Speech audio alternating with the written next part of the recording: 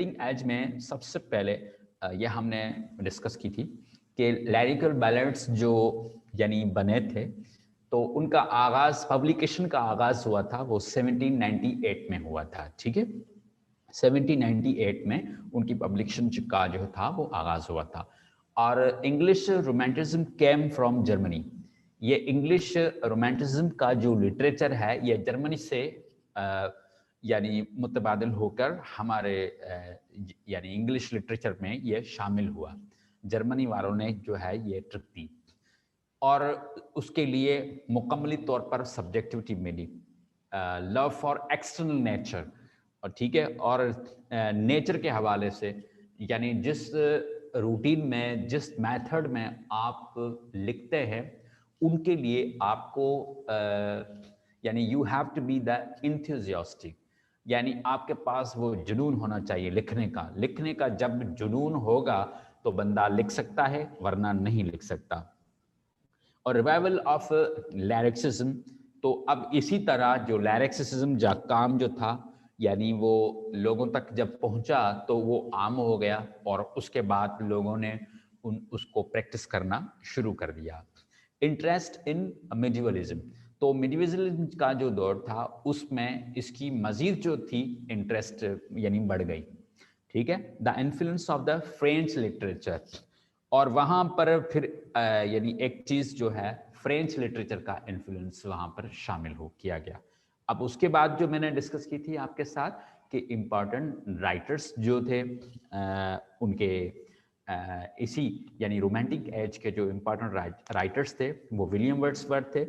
तो उसका लिखा हुआ फेमस वर्क जो है वो आपके सामने है। वैसे तो इनका बहुत कुछ मटेरियल है, जिन काम की वजह से इनका नाम बना वो मिसाल के तौर पर the prelude, the excursion, immortality, और इस वजह से Samuel Taylor Coleridge, Biographia Literaria और कुबला खान। उसके बाद scholar, life of the Nelson और रॉड्रिक। उसके बाद lord Brown, childhood's pilgrimage, house of एडलनेस्कन। उसके बाद मर्सी बैसिशली, ode to the west wind, Prometheus unbound. उसके बाद जॉन किट्स, ये नाम बड़ा फेमस नाम है जॉन किट्स, और ख़ासतौर पर इसके डिक्शन को बहुत लोग पसंद करते हैं। जो लिटरेचर के हवाले से इन्होंने जो नावल्स लिखे हैं या जो इन्होंने जो ड्रामास लिखे हैं, जो स्टोरीज लिखी हैं, वो इतने मज़े की है, इंटरेस्टेड है लोग इनको पढ़कर जो है ना, मिसाल के तौर पर ओड टू नाइटिंगेल है या लेमिया है या हैपरन है, सबला है। ठीक है, तो आप इनको जब थोड़ा सा थोड़ी आप स्टडी करेंगे तो बहुत सारे टेक्निकल डिवाइसेस, लिटरेरी डिवाइसेस जो है उन्होंने जो है नोट करते हुए, उनको जहन में मद्देनजर रखते हुए उन्होंने इस चीज़ को जो है वो यानी सबसे ज़्यादा फोकस किया है। तो जॉन कीट्स ये बड़ा नाम है ये रोमांटिसिज्म का। ठीक है, और जॉन कीट्स को लोग तकरीबन लिटरेचर पढ़ने वाले जो होते हैं वो जॉन कीट्स जिस तरह शेक्सपियर को पसंद करते हैं, जिस तरह चौसर को पसंद करते हैं। अच्छा, चौसर को पसंद करने वाले लोग जो हैं वो इस वजह से पसंद करते हैं ताकि बहुत सारी टेक्निकल पॉइंट्स जो हैं वो चौसर ने लिटरेचर में शामिल की और उनकी मदद से लिटरेचर को समझना जो है वो सबसे ज़्यादा आसान हुआ था। ठीक है, तो इस वजह से चौसर को सबसे ज़्यादा यानी इसी हवाले से पसंद किया जाता है। बाकी शेक्सपियर का नाम अपना था। अच्छा, आप लोगों को पता है शेक्सपियर की क्वालिफिकेशन क्या थी? कौन कौन सी डिग्रियां उसने हासिल की थी? सर इतना पढ़ा लिखा तो नहीं था शेक्सपियर। अच्छा, तो फिर भी क्या क्या डिग्रीज थी उनके पास? सर डिग्रीज का पता नहीं, लेकिन लिटरेचर में उसने बड़ा कंट्रीब्यूट किया था। लेकिन उसके पास कोई जैसे यूनिवर्सिटी विट्स के पास, जैसे वो ऑक्सफोर्ड कैम्ब्रिज के पढ़े हुए थे, सर क्रिस्टोफर मार्लो वाले, या जो हाँ, हमारे बिल्कुल बिल्कुल। जो है थॉमस किड और ये वो, थॉमस उनसे किट्स। ये, हाँ उनसे उन माना वो ये इसकी प्रॉपर क्वालिफिकेशन नहीं थी यूनिवर्सिटी से, लेकिन लैंग्वेज में इसका इतना पावर था बड़ा कि इसने बड़ा कंट्रीब्यूट किया। ये इसकी बड़ी मेन क्वालिटी है शेक्सपियर की। बिल्कुल। जी मिस नरगिस, आप बता सकती हैं कि शेक्सपियर की क्या क्वालिफिकेशन थी, उनकी कितनी डिग्रीज वगैरह थी?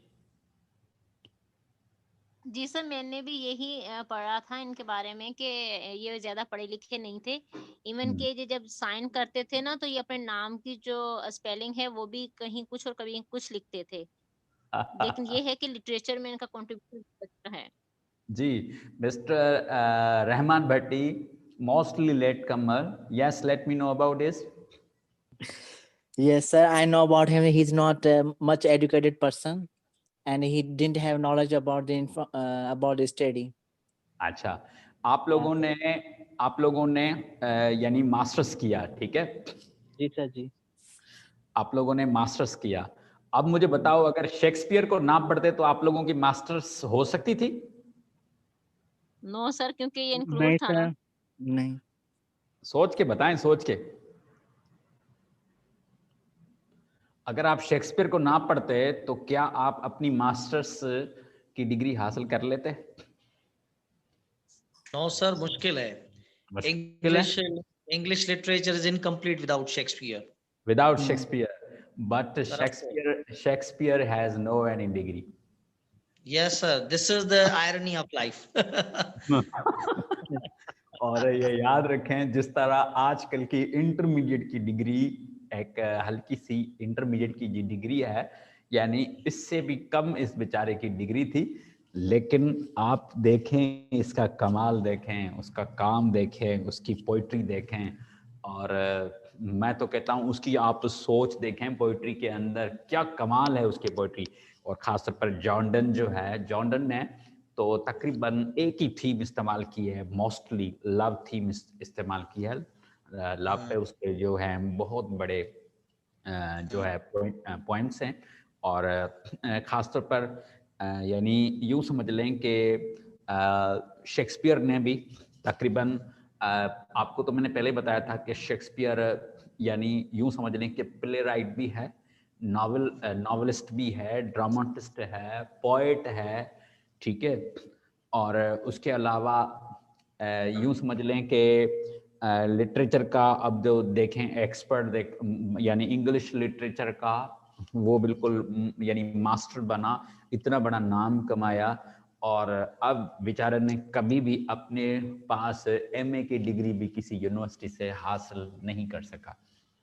उसके पीछे वजह क्या थी, उसके पीछे रीज़न क्या था, और वो रीज़न्स कुछ मजबूरियां या कोई ऐसी चीज़ें जो हैं वो उसमें शामिल हैं, लेकिन इसने जो है खुद ने कभी जो है वो डिग्री हासिल नहीं की, लेकिन अब शेक्सपियर को पढ़ने के बगैर जो है कोई एमए की डिग्री नहीं हो सकती।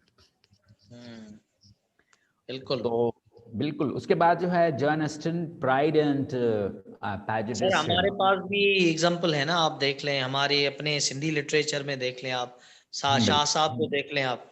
शाह साहब की कोई ऐसी तालीम फॉर्मल नहीं, यूनिवर्सिटी एजुकेशन नहीं है, लेकिन कोई उन पे पीएचडी होती है। बिल्कुल वरना उनके सिवा में सिंधी हो नहीं सकती।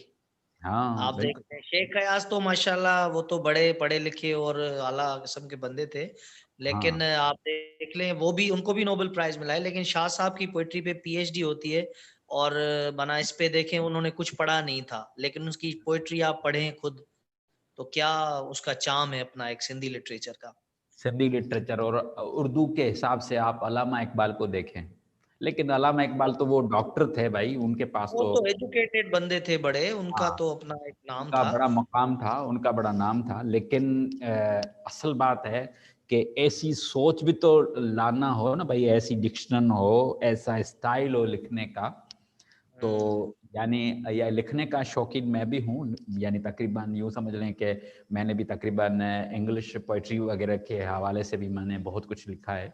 तो इसी हिसाब से यानी जो लिटरेचर के साथ जो यानी कंसर्न होता है, तो ये उसी के अंदर जो है ना बहुत सारी चीज़ें जो हैं वो शामिल हो जाती हैं, ठीक है। तो सर, अब जी लिखने की जो सलाहियत है, ये जो गॉड गिफ्टेड है ना।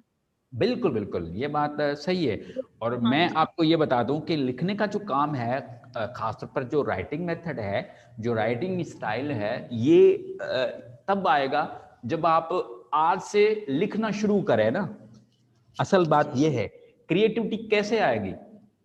क्रिएटिविटी तब आएगी जब when you are going to remain in touch with सही है। Yeah. जब आप जो है उस काम से आगाज करते हैं तो इन लोगों ने क्या किया, इन लोगों को अपने अपने पास जो था वो इस एक किस्म का माहौल था और उस माहौल के मुताबिक वो क्या करते थे, यानी अपना काम जो थे वो यानी चलाते थे और इनकी आपस में जो है वो कुछ यानी फ्रेंडशिप। जर कॉलेजर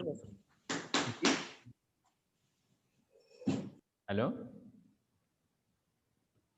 तो उनमें से जो काम था तो इस हवाले से मतलब यानी बहुत ही कुछ यानी शानदार था। कंपनी ऐसी थी, इस वजह से उनकी सोच जो थी वो मिलती थी। हर कोई इसी यानी डीप थिंकिंग के हवाले से कुछ लिखने वाली आदत सबकी थी।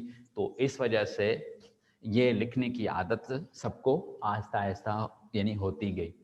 तो अब इसी हिसाब से आप लोग क्या करें, तकरीबन 2-3 जो है मिलकर एक कंपनी बनाएं और बैठकर कुछ ना कुछ रोजाना लिखें।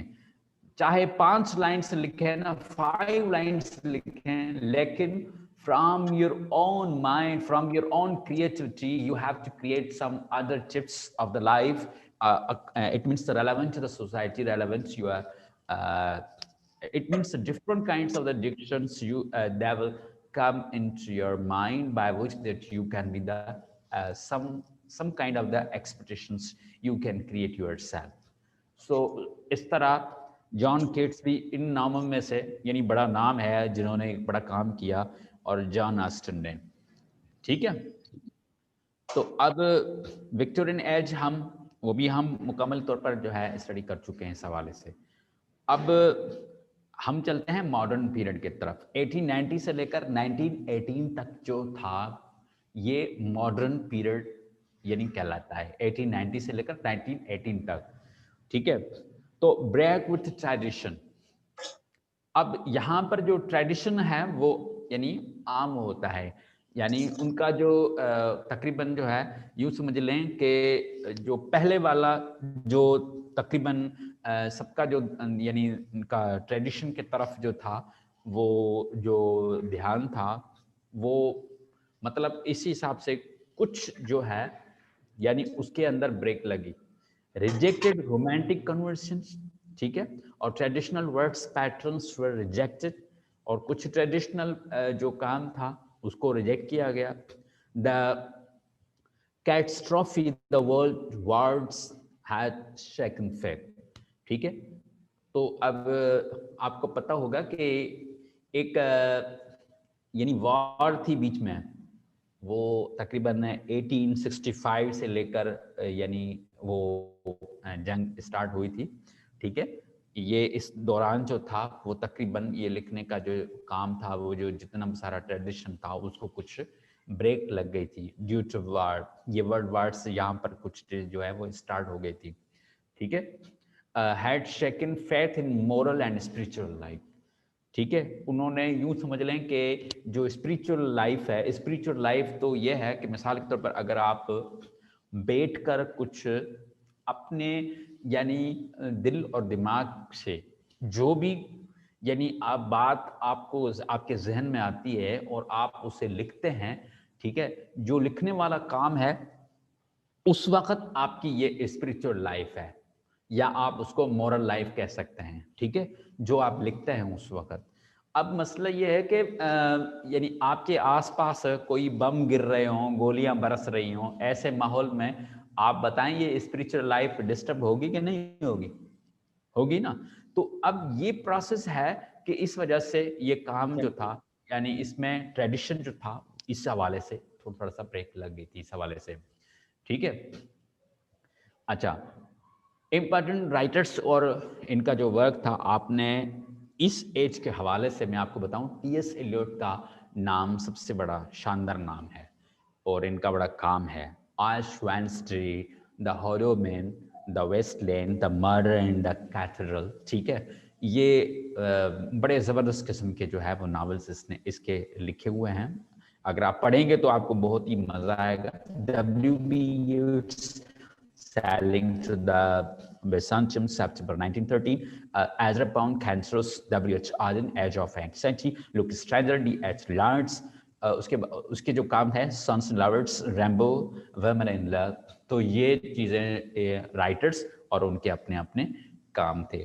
तो ये तकरीबन एजेस यहाँ पर आज के तक जो हैं। अब जो कुछ पॉइंट्स हैं आगे जो मैं कुछ लूँगा तो उनमें मैं ऐसा करूँगा कि 16 से लेकर 20 तक एक एक लेक्चर उनमें मुकम्मली तौर पर जो है वो डिटेल में रखूँगा, जिनमें मज़ीद तकरीबन 20 सेंचुरी तक मैं उस लेक्चर को ले आऊँगा। अब 1980 है, 1980 तक हम जो है पहुँचे हैं, यानी यूँ समझने के 20 सेंचुरी।